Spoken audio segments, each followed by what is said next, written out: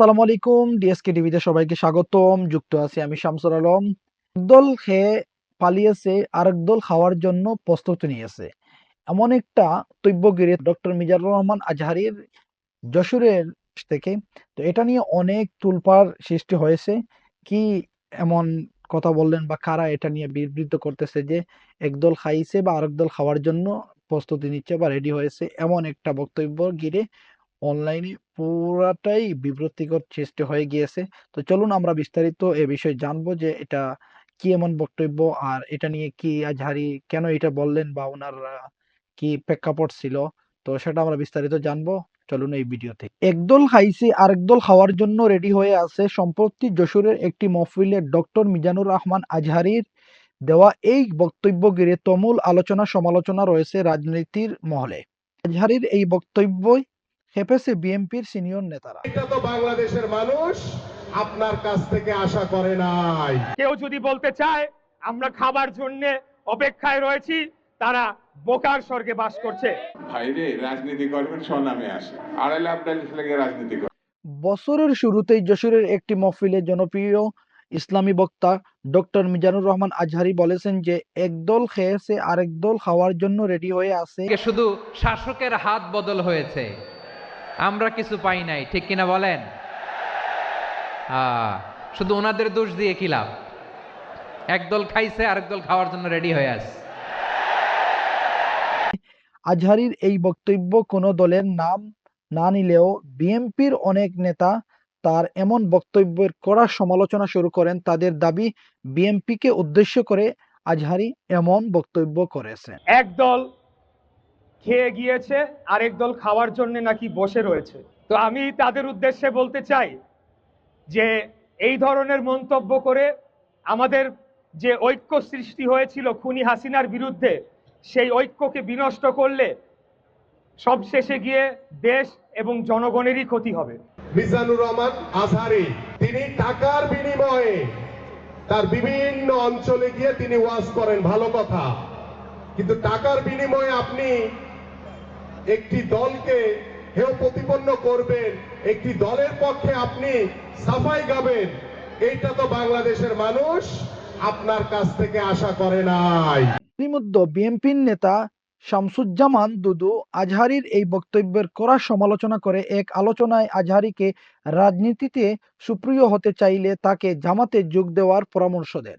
ওই যে কে যেন আজহার নাকি মাঝার একজন আছে, আগে ওরা খাইছে এখন এরা খেতেছে না, কি বলছে না? ভাইরে রাজনীতি করবেন স্বনামে আসে, আড়াইলে আবদালি লেগে রাজনীতি করেন।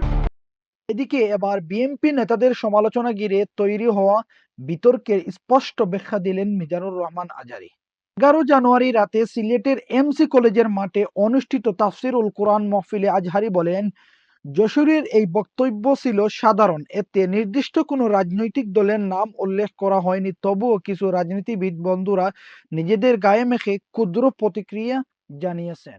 আমি বলেছিলাম যে একদল খেয়ে গিয়েছে আরেক দল খাওয়ার জন্য রেডি হয়ে আছে। তো কোনো দল এটা নিয়ে কোনো কথা বলল না। আপনারা এটাকে নিজের গায়ে যে মাখালেন, এটা ঠিক হয়নি। আর এই জাতীয় বার্তা যখন আমরা দেই, তখন যদি আপনি বলেন যে পারলে রাজনীতিতে আসেন, পারলে দল করে দেখান, এটা হইল? তো যশোরের প্রোগ্রামের এক ভিডিওর পেছনে আমাদের কিছু দিনী ভাইরা 6 বছর আগের এক অডিও ব্যাকগ্রাউন্ডে জুড়ে দিয়ে বিভ্রান্তি ছড়ানোর জন্য সোশ্যাল মিডিয়াতে ছড়িয়ে দিয়েছে। ডক্টর মিজানুর রহমান আজহারী আরো বলেন, দেশের 48টি নিবন্ধিত রাজনৈতিক দল রয়েছে। আমার বক্তব্য কোনো দলের নাম উল্লেখ না থাকা সত্ত্বেও যারা এটি নিয়ে প্রতিক্রিয়া দেখিয়েছেন তাদের এই আচরণ অযৌক্তিক। আমরা কোনো দলের পক্ষে বা বিপক্ষে কথা বলি না, আমরা ইসলামের পক্ষে কথা বলি। সো একটা জেনারেল কথাকে যদি আমার রাজনীতিবিদ বন্ধুরা নিজেদের গায়ে মাখেন, ক্ষুব্ধ প্রতিক্রিয়া জানান, এতে করে সাধারণ জনগণের কাছে একটা নেগেটিভ মেসেজ যাবে ওনাদের ব্যাপারে। এটা হোক আমরা চাই না। এদেশের যত এই যে আমার ভাইয়েরা, এই যে, তো আমার প্রিয় রাজনীতিবিদ বন্ধুদের আমি বলবো, কথাটা ছিল ভেরি জেনারেল, এটা নিজেদের গায়ে মাখানোর কোনো দরকার নাই। কথা বলি। বিএনপি নেতাদের উদ্দেশ্য করে জনপ্রিয় ইসলামী বক্তা বলেন, আমি একজন আলিম, এর বাইরে আমার একটা পরিচয় রয়েছে, আমি বাংলাদেশের একজন সাধারণ নাগরিক। আমার দেশের যেকোনো সমস্যা ও অসংখ্য ক্ষতির বিষয়ে মত প্রকাশের স্বাধীনতা রয়েছে।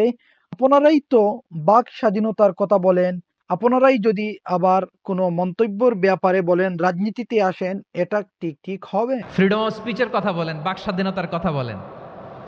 সো আপনারাই যদি আবার কোনো মন্তব্যের কারণে বলেন যে রাজনীতির মাঠে আসেন, দল করেন, দেখি কতটুকু পারেন, এটা ঠিক হবে না। আব্দুর রহমান আজহারি আরো বলেন যে কোনো দলকে টার্গেট করে না, কোনো দলের পক্ষে আমরা কথা বলি না, আমরা কোরআন সুন্নাহর কথা বলি, ইসলামের পক্ষে কথা বলি। একটা সাধারণ কথা নিজেদের গায়ে নিয়ে যদি ক্ষোভ প্রকাশ করেন, ক্ষুদ্র প্রতিবাদ জানান, তাহলে সাধারণ মানুষের কাছে আপনাদের ব্যাপারে একটা নেগেটিভ মেসেজ যাবে। এটা আমরা চাই না। আমরা চাই না এদেশে চাঁদাবাজি, দখলবাজি থাক, ঠিক কিনা বলেন? এদেশে কোনো দুর্নীতি থাক, টেন্ডারবাজি থাক, এগুলো আমরা চাই? আই হেট পলিটিক্স একটা জেনারেশন আছে, এই বেশিরভাগ জেনজি অফ সিলেট, এরা আই হেট পলিটিক্স জেনারেশন। এরা পলিটিক্সকে পছন্দ করে না। তো কেন করে না, এর দায়ভার আমাদের আছে না নাই? আচ্ছা, বিএনপির এই প্রতিবাদটা অযৌক্তিক মনে হয়, কারণ এই যে আলোচনাটায় এরা যে উনি যেহেতু প্রকাশ্য বলেন নাই বিএনপির কথা বা গণ অধিকার পরিষদের কথা, জামাতের কথা বা আরো রাজনৈতিক যে দলগুলো রয়েছে তাদের কথা তো উনি প্রকাশ্য বলেন। উনি বলছেন যে এক দল খেয়ে গিয়েছে, আরেক দল খাওয়ার জন্য রেডি হচ্ছে। সেটা তো প্রকাশ্য। যে বিএনপি, আপনারা কি এরকম খাওয়ার প্রস্তুতি নিচ্ছেন? যদি আপনারা নিয়ে থাকেন তাহলে আপনারা কেন ভাবছেন? আপনারা যদি এভাবে না চান, আপনারাও তো জনগণের স্বার্থে বলেন, আপনারাও তো ঐক্য হয়ে কাজ করেন, ঠিক আছে? তাহলে তো উনার আলোচনার কোনো বিবৃতিকর সৃষ্টি হচ্ছে না।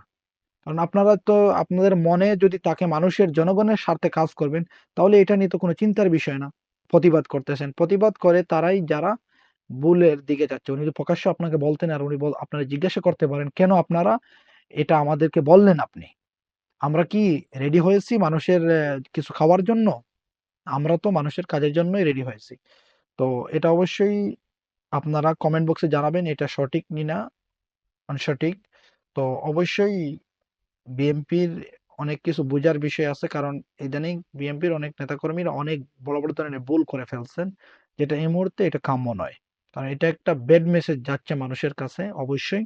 তো সেটা অবশ্যই আমাদের বর্তমানে সবচেয়ে বড় দল হচ্ছে বিএনপি। তো তারা কিন্তু অনেক সতর্কভাবে কাজ করতে হবে। কারণ তারা যদি এভাবে অসতর্ক নিয়ে কাজ করে বা তাহলে কিন্তু একটা বড় ধরনের বদনাম চলে আসবে বিএনপির উপর। মহফিলে দুর্নীতি, চাঁদাবাজি, টেন্ডারবাজি সহ সমাজে অশান্তি সৃষ্টি কার্যক্রমের বিরুদ্ধে অবস্থানের কথা জানান আজহারি। তিনি বলেন, আমরা এখন পরিবর্তন চাই। সব রাজনৈতিক দলগুলির উচিত নিজেদের স্বচ্ছতা ও নিশ্চিত করা এবং সমাজ থেকে অপকর্ম দূর করে ঐক্যবদ্ধ হয়ে দেশের উন্নয়নের কাজ করা। সবাই এক হয়ে নিজেদের স্থান থেকে দেশের স্বার্থে, দেশকে ভালোবেসে কাজ করে ঐক্য হয়ে কাজ করলে সুন্দর একটা দেশ এবং সুন্দর একটা দল সৃষ্টি হতে পারে। যদি নিজের মতো করে চিন্তা করে, টেন্ডারবাজির চিন্তা করে যে আজকে আমি দলকে রাজনীতিতে নিয়ে আসবো, আমি টেন্ডারবাজি করব, আমি চাঁদাবাজি করব, এগুলো অহরহ হচ্ছে। তো সেটা থেকে অবশ্যই বাঁচার বিষয়। তাহলে মানুষের ভালোবাসা আহ কামানোর বিষয়। মানুষকে যদি না ভালোবাসা দেন তাহলে মানুষজন রিপিট ভালোবাসা দিবে না। একসময় যেই আসে না কেন, যে কোনো রাজনৈতিক দল সরকার আসে না কেন, লাস্ট মুহূর্ত কিন্তু আওয়ামী লীগ সরকারের মতন পতন হয়ে যাবে। এটা কিন্তু মানুষজন একবার দেখিয়েছে, প্রতিবারই এরকম হবে। এজন্য আপনারা আগের দিন রয়েছেন, এখন নতুন করে নতুন চিন্তা ভাবনা নিয়ে শুরু করেন। ধন্যবাদ সবাইকে ডিএসকে টিভির সাথে থাকার জন্য। ভিডিওটা শেয়ার করে সবার কাছে ছড়িয়ে দিন এবং আপনার মতামত কমেন্ট বক্সে তুলে ধরেন। আজহারির বিষয়ে যে আলোচনা হয়েছে সেই আলোচনাটা আপনার কাছে কেমন মনে হয়েছে এবং আজহারি যে প্রতিবাদ করেছেন এই প্রতিবাদটা আপনার কাছে কিরকম মনে হয়েছে, আপনার মন্তব্য আপনি কমেন্ট বক্সে তুলে ধরেন এবং আমাদের ইউটিউব চ্যানেল সাবস্ক্রাইব করুন, ফেসবুক পেজ ফলো করুন।